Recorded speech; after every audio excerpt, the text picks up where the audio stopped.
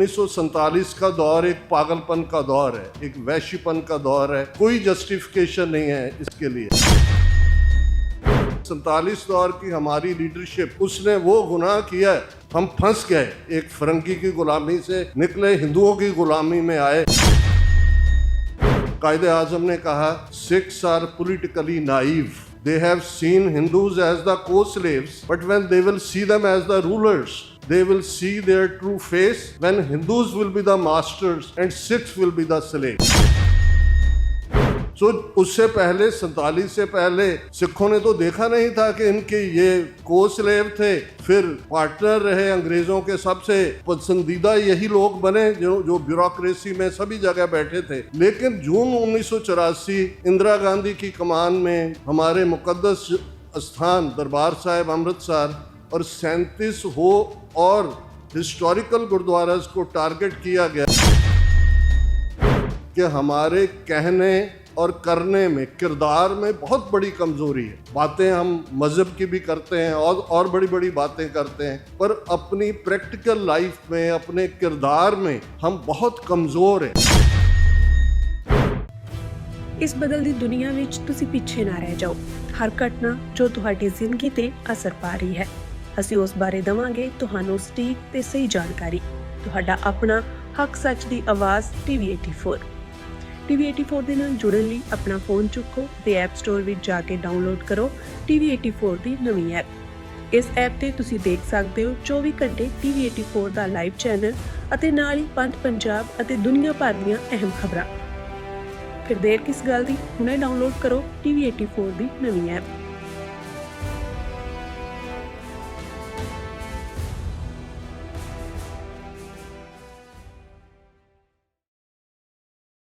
अस्सलाम वालेकुम, सत श्री अकाल।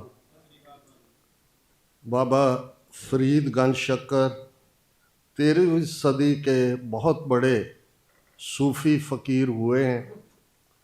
उनका कलाम गुरु ग्रंथ साहिब में मौजूद है और मैं आज की शाम जिस अजीम शख्सियत के नाम है जो बाबा फरीद ने इंसानी जीवन के लिए, इंसानी ज़िंदगी का निशाना रखा, मैं समझता हूँ कि अजीम साहब एक उस आदर्श के बिल्कुल करीब हैं। मैं उससे शुरुआत करूँगा। बाबा फरीद गंज शक्कर वो कहते हैं, दिलों मोहब्बत जिन सही सच्चिया, जिन मन होर मुख होर से कांडे कच्चिया, रत्ते इश्क खुदाए रंग दीदार के, विसरिया जिन नाम से भोएं पार थिए, आप लिए लड़ लाए दर दरवेश से, तेना धन जनेंदी माओ आए सफल से, परवरदगार अपार अगम बेअंत तू, जिना पछाता सच चुम्मा पैर मुँह, तेरी पनह खुदाए तू बख्शंदगी, शेख फरीदा खैर दीजै बंदगी। ज़िंदगी की हकीकत, जीवन और मौत। बाबा नानक सियालकोट के शहर के बाहर बैठे हुए हैं। भाई मर्दाना जो उनके साथ रबाबी भी थे और लगभग 40 साल का साथ उनकी ट्रैवल्स में उन्होंने दिया, उनको वो 1 टका दे के सियालकोट के बाज़ार में भेजते हैं और कहते हैं कि 1 पैसे का सच और 1 पैसे का झूठ खरीद के लाओ। वहाँ एक 40 ग्राम जौहरी है, वो एक कागज़ पे लिख देता है, मरना सच जियोना झूठ। ये हकीकत है। इंसानी वजूद, इंसानी ज़िंदगी अल्लाह ताला की, रब्बुल आलमीन की एक बख्शिश है, एक रहमत है। और असल में जैसे अल्लामा इकबाल ने फरमाया, अमल से ज़िंदगी बनती है जन्नत भी जहन्नम भी, ये खाकी अपनी फितरत में ना नूरी है ना नारी है। अजीम साहब सचमुच वो शख्सियत हैं और सिख पर्सपेक्टिव से बहुत सारे जिन्होंने पहले उनको ट्रिब्यूट दिया। शायद बहुत सारे ना जानते हों कि सिख कौम के साथ उनका कैसे संबंध जुड़ा। उन्होंने कितनी बड़ी खिदमात की हैं, सिर्फ पाकिस्तान में रहते सिखों के लिए या सिख गुरुद्वारों के लिए ही नहीं। जैसे हमारे बांग्लादेश के भाई ये विचार दे रहे थे, बांग्लादेश में भी 3-4 गुरुद्वारे हैं, क्योंकि गुरु नानक पातशाह, गुरु तेग बहादुर वहाँ विज़िट किया। वो ढाका यूनिवर्सिटी में गुरुद्वारा है, चिटागोंग में है। और अजीम साहब एक अमेरिका के सिख एक्टिविस्ट, पाकिस्तान के 2 एक्टिविस्ट के साथ बांग्लादेश उनको लेके गए, ताकि वो जो 3-4 गुरुद्वारे हैं उनकी भी हिफाजत हो सके। ये और उनका पहला तारुफ सिखों के साथ तब होता है 29 सितंबर 1981 में 5 सिख नौजवान एक भारतीय त्यारा अगवा करके लाहौर में ले जाते हैं। ये वो वक़्त था जब संत जरनैल सिंह खालसा भिंडरावाले, जो हमारी खालिस्तान की तहरीक के बहुत बड़े लीडर हुए, उनको गिरफ़्तार किया गया था। और वो 5 सिख, उनको कोट लखपत जेल में और बाद में थोड़ी डिफरेंट जगह पे रखा गया। उसी पीरियड में अजीम साहब, जो कि जमात इस्लामी के स्टूडेंट विंग के लीडर थे, और जो कोई झगड़ा हुआ उसी कॉन्टेक्स्ट में वो भी उस जेल में आए जहाँ की वो 5 सिख नौजवान जो हैं वो वहाँ पे थे। यहाँ से उनका ताल्लुकात, उनकी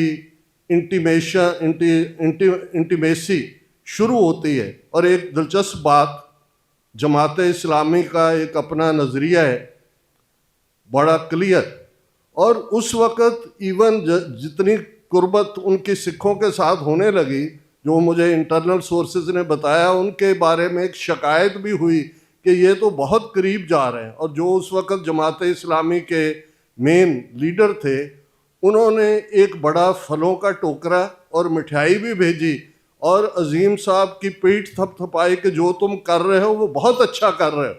और ये वो पीरियड था कि पाकिस्तान में दूसरी सियासी पार्टियां या इवन एस्टेब्लिशमेंट, उनको अभी खालिस्तान की मूवमेंट या इसके प्रति कोई दिलचस्पी नहीं थी।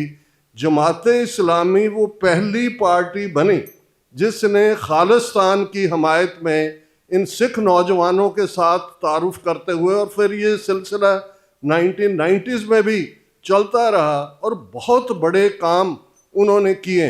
मैं कुछ देर पहले आ गया था और हम बात कर रहे थे कि कैसे कोई सोच भी नहीं सकता था कि पाकिस्तान में, देखिए 1947 का दौर एक पागलपन का दौर है, एक वैश्यपन का दौर है, कोई जस्टिफिकेशन नहीं है इसके लिए।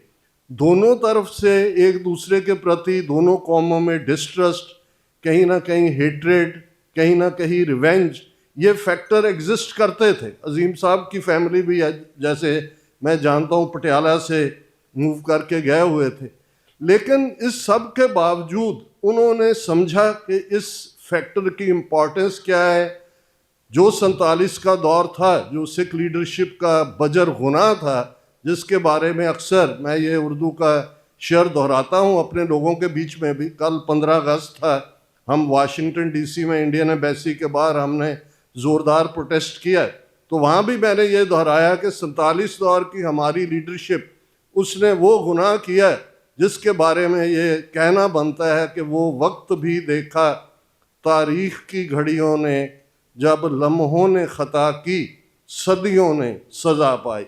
हम फंस गए, एक फ़िरंगी की ग़ुलामी से निकले, हिंदुओं की ग़ुलामी में आए। लेकिन जून 84 ये हमारे लिए आई ओपनर था। और उससे पहले कायदे आज़म ने सिख लीडर सर सोबा सिंह, जो कि प्रोमिनेंट जर्नलिस्ट खुशवंत सिंह के फादर थे, और खुशवंत सिंह की मैरिज में भी कायदे आज़म ने शिरकत की थी, क्योंकि सर सोबा सिंह के वो दोस्त थे। और उनके वो लफ्ज़, जो कि 20वीं सदी के ही एक और सिख स्कॉलर सरदार कपूर सिंह, जो कभी 1930s में ज़िला गुजरात पाकिस्तान के डिप्टी कमिश्नर भी रहे, उन्होंने अपनी किताब साची साखी ट्रू एविडेंस में मेंशन किया है। कायदे आज़म ने कहा, Sikhs are politically naive, they have seen Hindus as the co slaves, but when they will see them as the rulers, they will see their true face when Hindus will be the masters and Sikhs will be the slaves. So उससे पहले 47 से पहले सिखों ने तो देखा नहीं था कि इनके ये को स्लेव थे, फिर पार्टनर रहे अंग्रेज़ों के, सबसे पसंदीदा यही लोग बने जो ब्यूरोक्रेसी में सभी जगह बैठे थे। लेकिन जून 1984 इंदिरा गांधी की कमान में जब हमारे मुकद्दस स्थान दरबार साहिब अमृतसर और 37 हो और हिस्टोरिकल गुरुद्वारास को टारगेट किया गया, तो उसके बारे में अफजल एहसन रंधावा जो पंजाबी के बहुत बड़े शायर लहंदे पंजाब से थे, उन्होंने एक नज़म लिखी नया घल्लूकारा। उसकी एक लाइन है, वैरियां कड वखाड़िया 5 सदियां दा वैर।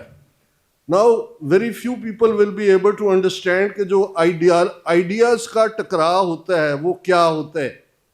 और इस बात को जब अल्लामा इकबाल उन्होंने अपनी नज़म नानक जो बांगे दरा में उन्होंने लिखी, उन्होंने पहले बुद्ध से शुरू किया और उन्होंने कहा कि आश्कार उसने किया जो ज़िंदगी का राज था, हिंद को लेकिन ख्याली फ़लसफ़ा पे नाज था, शमाए हक़ से जो मुनव्वर हो ये वो महफिल न थी, बारिश रहमत हुई लेकिन ज़िमी काबिल न थी। और बुद्ध के बाद एकदम वो नानक पे आ जाते हैं अल्लामा इकबाल, और वो कहते हैं कि ब्राह्मण सरशार है अब तक, मैं पिंदार में शमाए गौतम जल रही है, महफिल अग्यार में बुत कदा। अब वो गुरु नानक की बात करते हैं, बुत कदा फिर बाद मुद्दत के मगर रोशन हुआ, नूरे अब्राहम से आज़र का घर रोशन हुआ, आह शूदर के लिए हिंदुस्तान गम खाना है, दर्द इंसानी से इस बस्ती का दिल बेगाना है, फिर उठी आखिर सदा तौहीद की पंजाब से, हिंद को एक मर्द कामिल ने जगाया ख्वाब से। ये अल्लामा इकबाल की ट्रिब्यूट है गुरु नानक को। और इस बात को बहुत अच्छी तरह अल्लामा इकबाल समझते थे। इस बात को सिख लीडरशिप को जून 84 के बाद समझ आई, एक नया सफ़र शुरू हुआ और 90s तक पहुँचते हर हुकूमत और पार्टी एस्टेब्लिशमेंट और डिफरेंट पार्टीज जो बहुत सारे करैक्टरिस्टिक्स बयान किए गए हैं अजीम साहब के, उनमें एक मैं ये कहूँगा, प्रिंसिपल पे खड़ा रहना, सिद्धांत पे खड़ा रहना बहुत बड़ी बात है, लेकिन उस सिद्धांत को आगे ले जाने के लिए लचकदार रवैया रखना, हर के साथ इंटरेक्शन रखना, ये अजीम साहब के हिस्से ही आया था। और यही कारण है कि अलग अलग हुकूमतों के वक्त भी उन्होंने जो उनका फोकस था वो उन्होंने कभी लूज़ नहीं किया है। पाकिस्तान सिख गुरुद्वारा प्रबंधक कमेटी 1998 में जो है वो वजूद में आती है, उसके पीछे भी, और वो एक इस किस्म के फ़कीर तरबियत इंसान थे कि उनको कैमरा या किसी के सामने आके कोई क्रेडिट क्लेम करने का शौक़ नहीं था, जो कि हमारे कल्चर में बहुत सारों का एक कमज़ोरी बनी हुई है। वो काम में यकीन रखते थे। और उस पीरियड में अभी जब 9 नवंबर 2019 को, जो कि अल्लामा इकबाल का जन्मदिन भी था और गुरु नानक पातशाह के 550 साल याद में उनके जन्म की करतारपुर साहब कॉरिडोर खोला गया। ये 20 साल, बहुत सारों ने इसके बारे में कहा जी देखिए जनरल बाजवा आए और इमरान खान साहब प्राइम मिनिस्टर बने, नवजोत सिद्धू वहाँ भारत से आए और जनरल बाजवा से उन्होंने एम्ब्रेस किया और उनके कान में कुछ कहा और यह खुल गया। ऐसे नहीं हुआ। इसमें 20 साल लगे। जब पाकिस्तान सिख गुरुद्वारा प्रबंधक कमेटी बनी 1999 से लेकर 2019 तक, ओरिजिनली 3.5 एकड़ ज़मीन थी सिर्फ करतारपुर साहब कॉरिडोर की। उस वक़्त से ज़मीन एक्वायर करने का सिलसिला शुरू हुआ। आज 800 एकड़ के लगभग है और 200 एकड़ के लगभग में जो बहुत बड़ा स्ट्रक्चर पाकिस्तान की गवर्नमेंट ने खर्च करके बनाया है। इसके पीछे भी, और मैं उस डिटेल में नहीं जाऊंगा कि कैसे अजीम साहब ने उसमें क्या रोल प्ले किया है, ज़मीन एक्वायर करने में क्या दिक्कतें आ रही थी, और इस सब के चलते हुए उन्होंने बिल्कुल जिसको हम पंजाबी में निष्काम कहते हैं। निष्काम है without desire, not expecting for any fruit, not looking for any recognition, such a unique man. और ये जब आज हम उन्हें याद कर रहे हैं, जैसे पहले कहा गया है, एक तरफ ये ठीक है, हम गुरबानी में मानते हैं कि बाबाणियाँ कहानियाँ पुत सपुत करीन, कि बुज़ुर्गों की बातें, बुज़ुर्गों की कहानियाँ जो चले गए इस दुनिया से, वो पुत्रों को सपुत्र बनाते हैं और पुत्रियों को सपुत्रियाँ बनाती हैं। बहुत उनके नक्शे कदमों पे चलने की बात। बाकी वो अपना काम कर गए, वो अल्लाह ताला के ज़िम्मे है, जो कि जब जो इस जहाँ से चला जाता है, हम तो प्रे करते हैं या दुआ करते हैं कि उनके दर्जात बुलंद हो, उनको फिरदौस में अल्लाह ताला जो है वो बख्शे। लेकिन हमारे लिए यही सबक है कि आज बहुत बार मैं देखता हूँ अपने खित्ते के लोगों का, अपनी कौम में भी, कि हमारे कहने और करने में, किरदार में बहुत बड़ी कमज़ोरी है। बातें हम मज़हब की भी करते हैं और बड़ी बड़ी बातें करते हैं, पर अपनी प्रैक्टिकल लाइफ में, अपने किरदार में हम बहुत कमज़ोर हैं।